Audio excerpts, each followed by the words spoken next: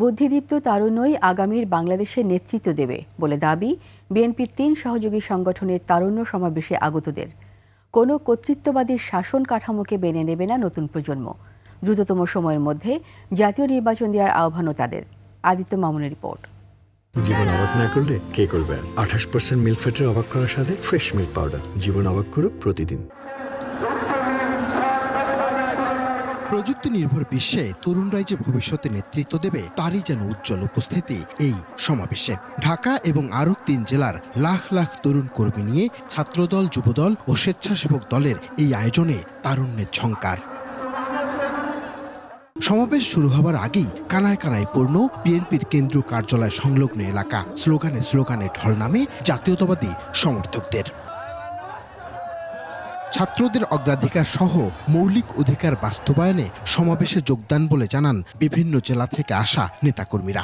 আমরা চাই যে আমরা যারা তরুণরা আছি, রাজনীতি, আমাদের যে তরুণের রাজনীতিটা এটা সফল হোক। আমি যেহেতু ছাত্রদল, আমি অবশ্যই স্টুডেন্টদের যে অধিকার আছে সেই অধিকার দাবির জন্য আমি আন্দোলনে নামছি। ছাত্রদের এবং কি তারুণ্য সমাবেশের সফল করার জন্য আমরা এখানে আসছি।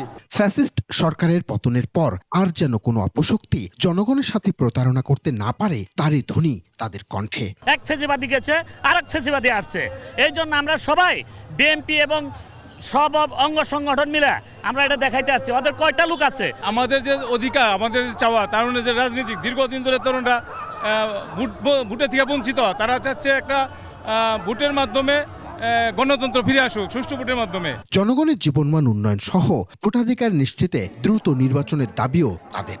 আমরা মনে করি এই 31 দফা একটি মুক্তির সনদ, এইটা বাস্তবায়ন হলেই তরুণ সমাজের সমস্ত অধিকার ফিরে পাবে। যাদের নাকের পড়ে নাই তারাই এখন বাংলাদেশের রাজনীতি করবার চায়।